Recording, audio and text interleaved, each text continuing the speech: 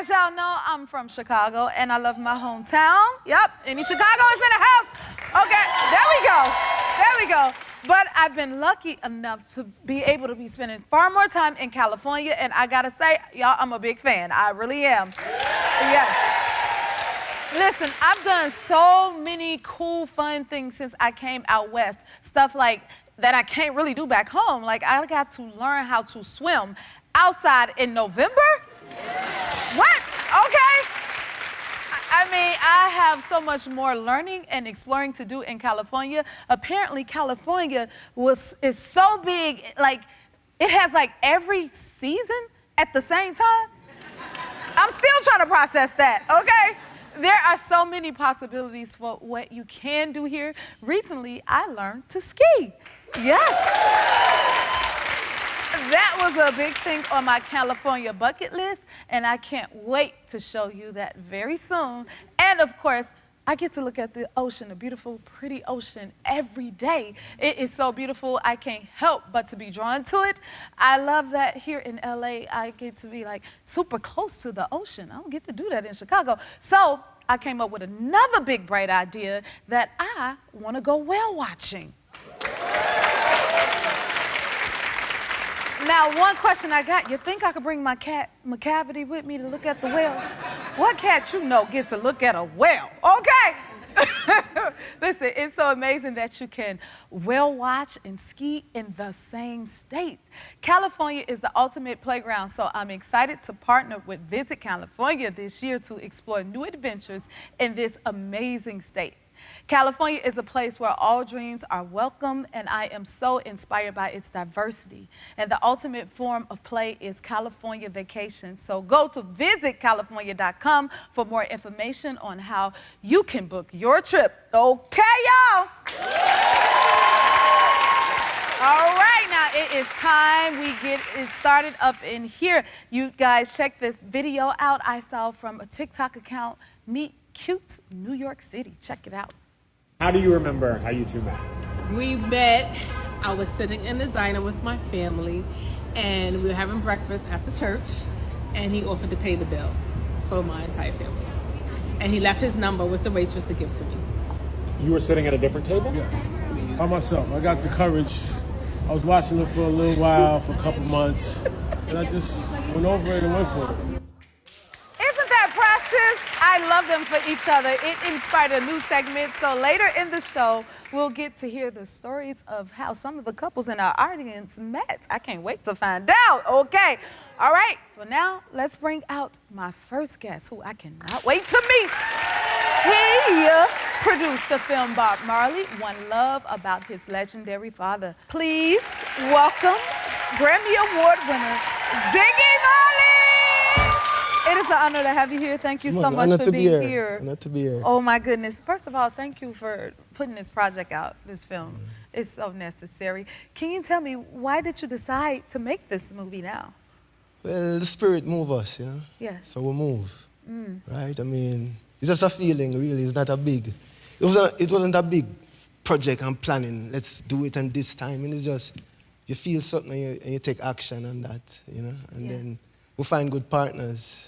And so the timing worked out perfect, you know? It did. Yeah. I got to see it and I loved it so much. It was awesome. Did y'all check this film out? Make sure you do if you didn't. Take it out. Take it out. Was the film emotional for you to watch? Yeah, but my emotion was laughter. Laughter? And joy. Joy. Yeah. Some of the scenes remind me so much of my father. Like some of the humor, because he has a sense of humor too. Nice. That people might not know, you know, but those scenes just remind me of my childhood, you know. Love that. What do you remember most about your dad? Yeah, about my dad is the discipline, the work ethic, the sacrifice, seeing him, you know, be good to people, you know, learning that, seeing him, you know, doing more, you know, for others than him do for himself, you know. So we learned that trait, and the music, of course, is a part of that, you know. Oh, definitely. It sticks with us all. What a gift. You're gifted, too. What you think he would think of the film if he saw it? Him not worry about the movie being about him. he's thinking what the message of the movie is, if it have a message. You understand? That is what is most important, it's not him. Right. So him like that the movie carry a message with it too. Even within its title, it's putting a message out there of unity to everybody that see the billboard or see the movie or see a poster. One love, one love, one love, one love, one love. You understand? Yes. Yeah. Don't you get chills? Yeah, you know? I feel like I remember a line in the film where he's like, he's here for the people. Yeah. He wasn't there for himself. Yeah. You know? So you feel like that's his biggest message? What was the biggest message of the film for you? Well, that's his journey. It's a journey that he didn't ask for. You know, he didn't ask to be shot. He didn't ask for his wife to be shot. He didn't ask to be exiled. He didn't ask to get cancer. Right. He never asked to be what he is now, really. You know, it's just through that period of time, he came to a realization, and he said it. It's in the movie, and he said it in real life, that he said, if my life is for me, I don't want it. My life is for people. Yes. So That's I mean, it right there. That's that journey to say that journey, you know? That's what stuck with me the most. Yeah. It was so impactful. Yeah. Now, you like me, you grew up around music, but you play instruments, huh? Yeah. What was the first instrument you learned how to play? And did your dad teach you to play it? Drums were the first thing. Drums? Yeah, drums. Because we used to be around the rehearsals. When the Whalers, you know, the band used to rehearse, we was there as children. And I think that was the easiest thing to do, like beat. All the kids gonna beat on the drums. Wow. So that was the first thing. But, you know, he would be like, if we play around too much, like, yo, stop playing. This is not a play thing. Right, right. Ooh, how old were you when you wrote your first song?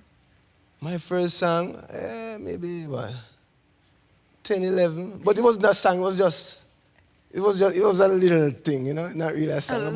It was about a girl, you know. That's always about a girl. It seems. Oh, my goodness. Yeah. And then as a kid, you got to perform with your dad on the stage. Yeah. Were you nervous, and how old were you then?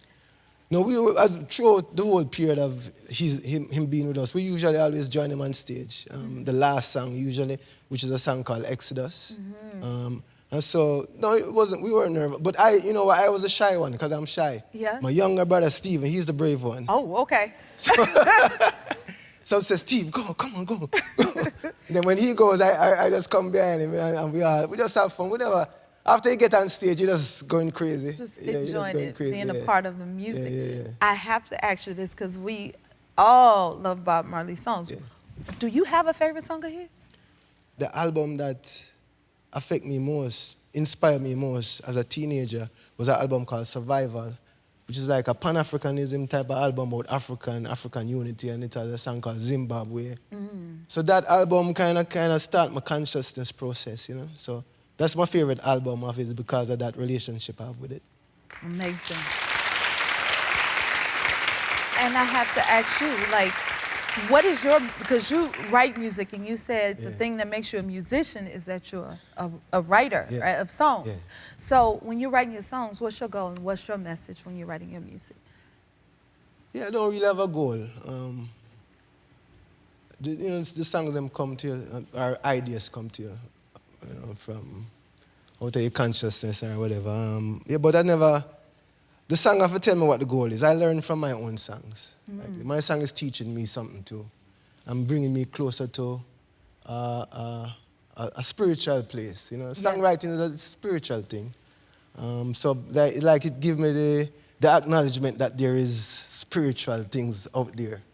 You know, not just a physical thing. So I experience that. Yeah, so I just let the song come, and then whatever the song tell me, it tell me. You know, I'm kind of roll with that. And I try to figure it out as I go along, you know. Yeah. What is this song trying to be? What is it saying to me? What are you? Who are you? And then I try to figure it out. And I say, all right, that's who you are. All right, let's go. Love that. Yeah. And I love your accent. Yo, I'm like, woo! Okay, more with Ziggy Marley. We'll be right back. We're back with Ziggy Marley. Oh, my goodness. Okay, my son is named David, and your real name is David. Yeah, my name on the birth certificate, yeah.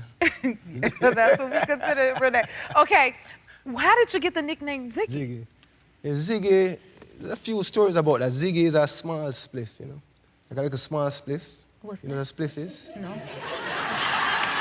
I have no clue. What is laughing. Okay. You know a split? All right, you know, a joint. Oh, okay. That's why I gentlemen would know nothing about that. Okay. A small joint.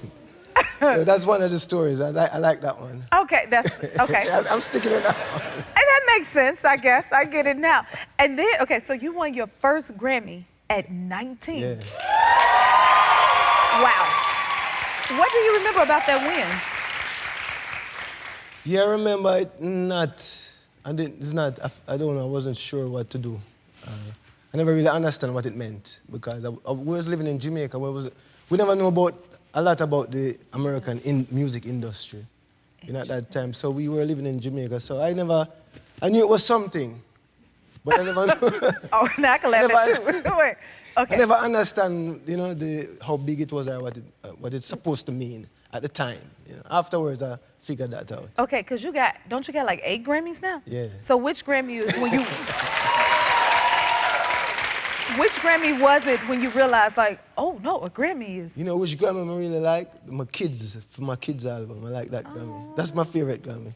Nice. One for the children. I love it. Yeah. It's always it's a gift to everyone else. Yeah, I love that one. That's amazing. Okay, well that's good to know. Now, this year, you know, I've been trying like a lot of new things like skating. And I heard you was thinking about going back to school. Yeah. Tell us about that and what do you want to go back for?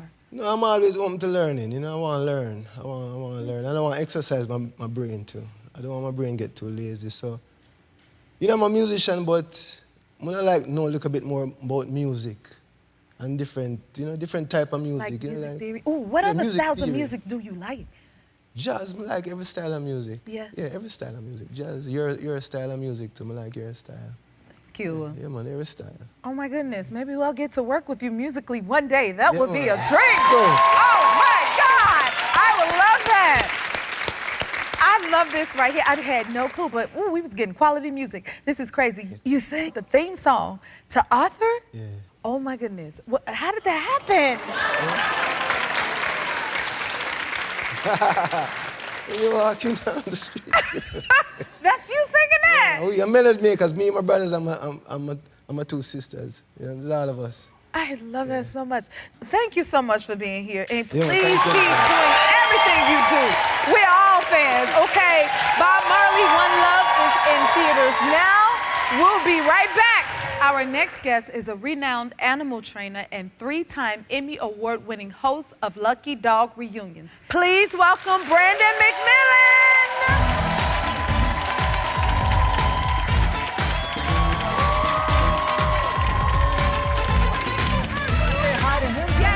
Okay, go ahead. Okay, hi. Say hi to you. Thank you for being here. Oh my goodness. Okay. Oh my God, I love the animals. And who is your friend right here? This is my boy, Coda. Okay. He's actually believe it or not, one of my service dog failures. What? What does that mean? Well, I didn't flunk him because he's not well trained. I had to flunk him because, see, he went through the whole process of service dog training, which was for physical assist. So he was trained to retrieve items and brace for a person with prosthetic legs. The problem was he had heavy prey drive. So every time he saw a squirrel or a bird, he would just take you for a ride. It's not a smart idea with somebody on prosthetics to do that, so I had to flunk him. Uh-oh. Okay. Well, you ended up with a good friend. And Hi, Coda. ironically, he picks things up, and I heard you have something behind. Oh, look at this. You have something right for me. So if you just drop this on the floor and tell him to pick it up, he just might do it for you. What? Are you serious? Drop it Don't up. Say, pick it up. Can you Coda, pick that up pick it for up. me? Good boy. Thank you, baby, for letting me use your... Look at that! So he was trained to be a service dog, but again, I had to flunk him for safety. So now he's the best dog I ever had. I love that for you. That is amazing. Don't you want one?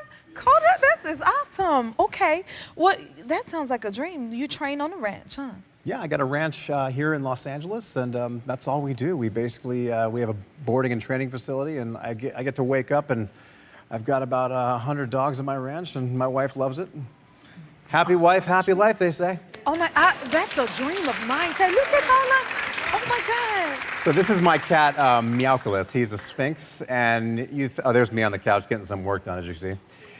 So the cat basically thinks it's a dog because it's been raised by a pack of wolves. So this cat has no idea So it's it's a the cat. only cat. And do you know all of the names of all the dogs? How you keep up with that? Well, they're ever changing because they're on the ranch for training. So if you come today, you're going to see 15 dogs. You come in 2 weeks, you'll see 15 new dogs. It's an ever-changing pack. And then how did you get into, look at that. How did you get into training dogs? My entire family were wild animal trainers. So my father and uncle were circus trainers, and then they quit that industry. That's my uncle right there. They quit that industry and they moved to Hollywood and they started training animals for the movies. And I did that for 15 years until eventually, oh, there's me as a kid, bottle feeding myself. My mother's bottle feeding the baby. I learned how to feed myself pretty young. And there's me when I'm older.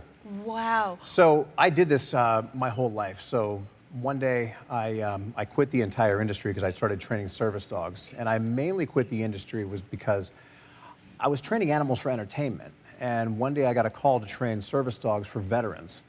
And once I trained my first service dog, I rescued it from a shelter. I trained it for a veteran with prosthetics on. He was hit by an IED in Afghanistan. And from that day forth, the day I trained that dog and delivered him, next day I flew back to California. I quit the industry forever, and I became a full-service dog trainer. That is beautiful. Wow. That is amazing. And you also trained wild animals before? Like, what's the wildest animal you ever trained? Probably my cat. Really? He's pretty wild. Is cats the hardest to train, or can they be trained? Well, you got to understand, cats are still, domestic cats, I mean, they're pretty much wild animals, even though they're small. So in other words, a dog, if you release it into the wild, it'll probably won't survive. But a cat, you release it in the wild, it'll thrive. This is why they bring us home birds and rats on our front That's why doorstep. it keep happening to me. Yeah. You know, my cat put a whole chipmunk in my suitcase. Yeah, I am dead serious. It was a gift. So that's what that means when they do that. Oh yeah, it's an offering. An offering. Okay. Well, I don't know if that's the kind of offering I would like to have, but I'm glad to know they love me. Okay, can I meet your cat? You can meet Meowculus. Please. Where is he? Where is he? Meowculus, get out Oh my here. God. All right, so this is Meowculus. As you can see, he's always got his little sexy outfit on. Here, you can put him on your lap. Oh my Now, God. he does like, oh, he'll probably perch on your shoulder. Yes, Okay. I have him a cavity. He does this. Don't be up there, friend. Just No, don't he take likes my to hand. perch on shoulders. Okay. Now, if you're really into it, he actually likes to suckle on chins and lips. Really? Yeah. Okay, you want to get my lip? You can offer it. If he doesn't do it, tomorrow's a new day. Nicholas, how do you get him to wear clothes? No, we just give him a wardrobe and he just changes by himself. No, like, okay, so I have my cat McCavity, and he's a Sphinx too, but he won't let me put nothing on him, and I know a sweater will help him out when it's cold. You see?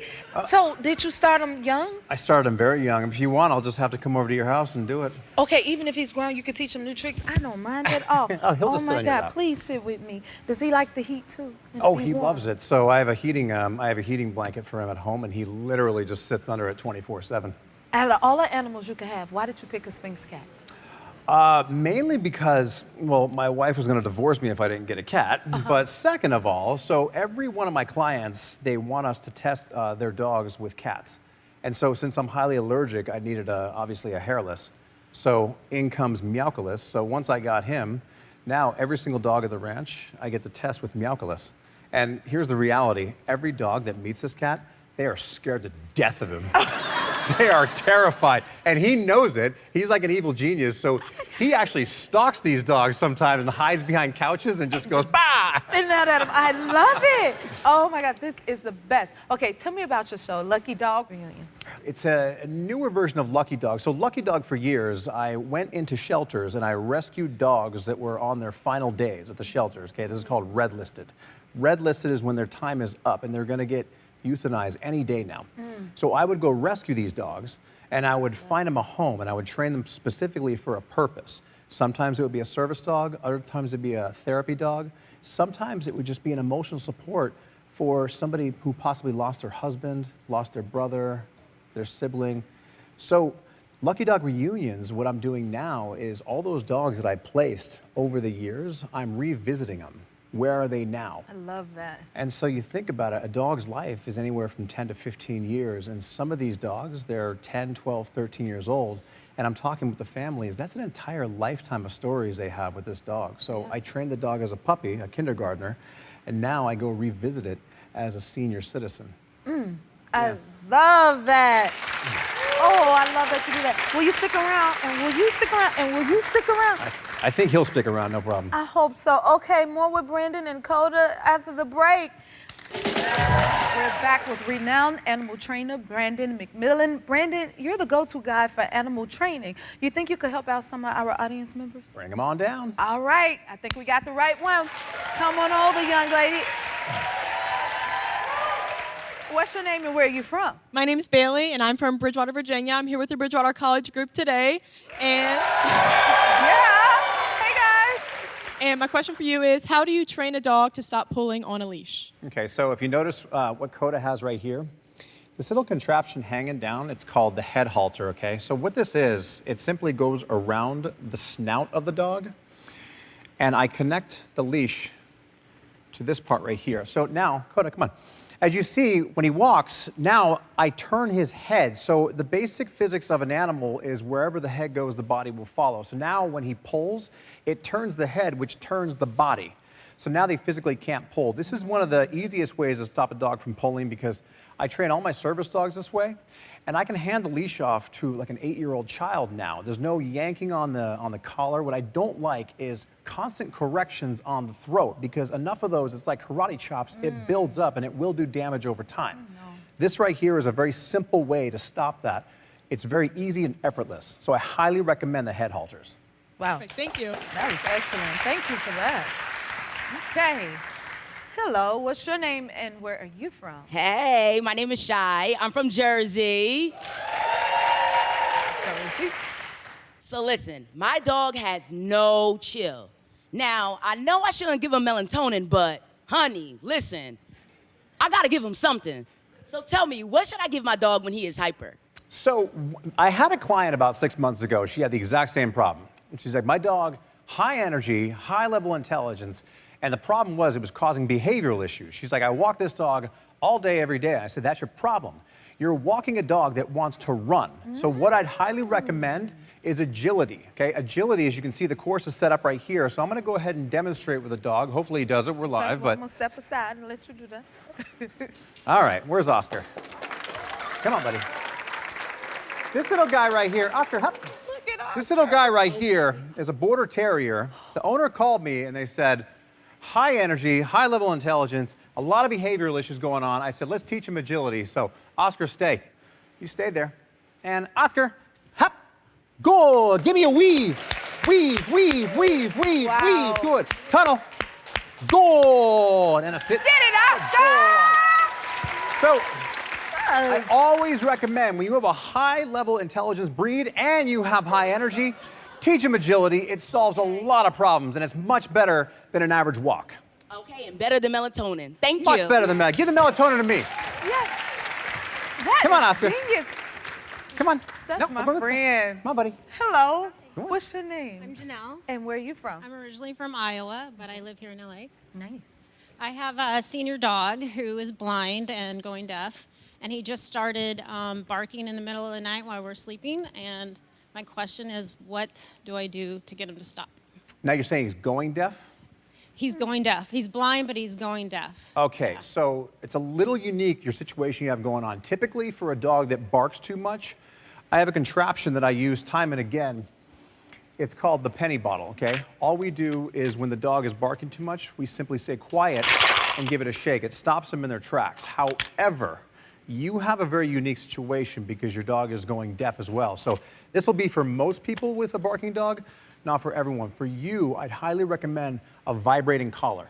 A vibrating collar is the way we send a message to a blind and deaf dog. I've trained several in my life where not only they're blind, but they're also deaf at the same time. So the question is, how do you train a dog like that?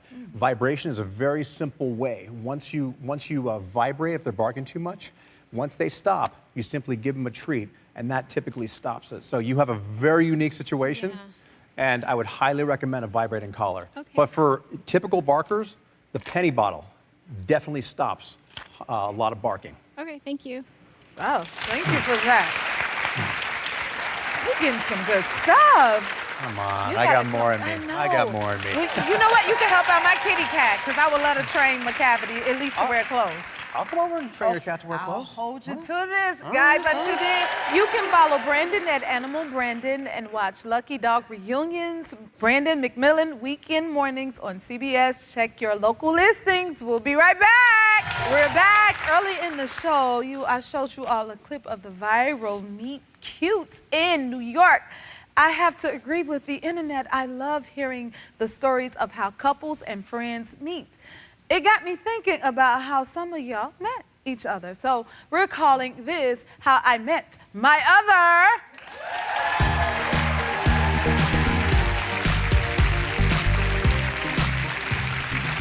Okay, let's get into it. Where is Lorena and Victor? Come on down. Hi, come on over. Don't be shy. Come a little closer.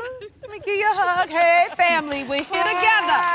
Okay, now tell me how y'all both met. So my girlfriend set us up on a blind date. Super nervous, never been on a blind date, was super nervous. We met at a sports bar, September 14th, 2022. Our first date lasted 9 hours. 9 hours? 9 hours. Oh. So we had to find somewhere to continue our date because the bar actually threw us out. So we were looking for an IHOP, Denny's, something 24 hours. Yeah. Next day, he asked me to be his girlfriend.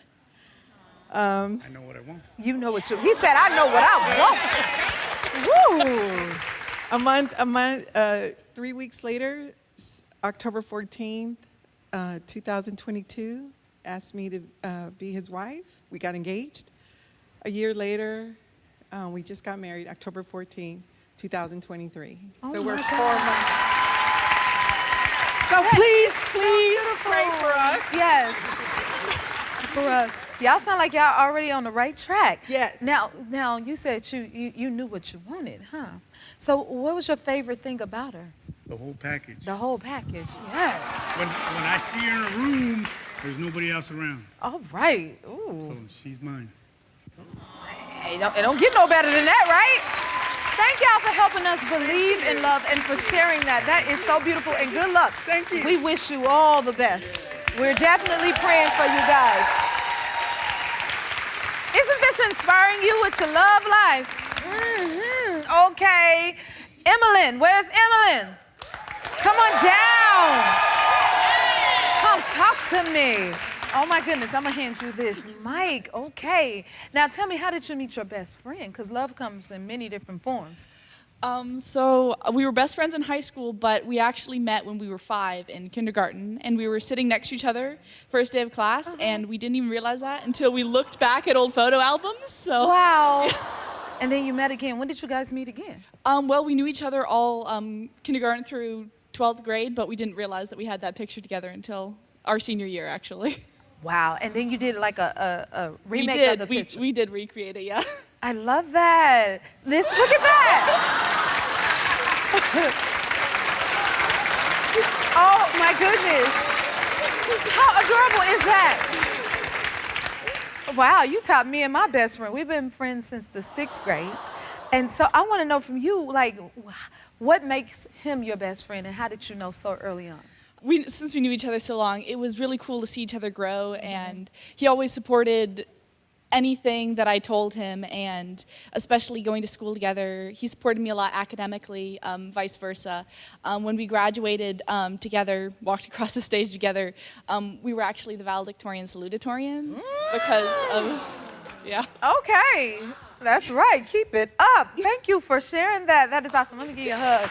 I love that for you guys. All right. Listen, the next night you're with your loved ones, it is on us. You all are getting a $100 gift card to Benihana. Just for you guys. Love is always in the air. We'll be right back, and don't you love it? I love surprising people, audience members, viewers at home, and even my staff. Today, I get to add another group of people to that list with something we're calling Station Celebration.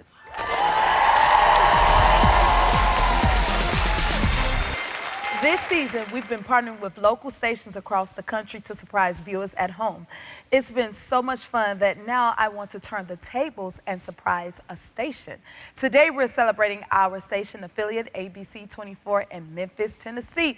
Yes, we are. Helping us with our surprise today is reporter Pepper Baker.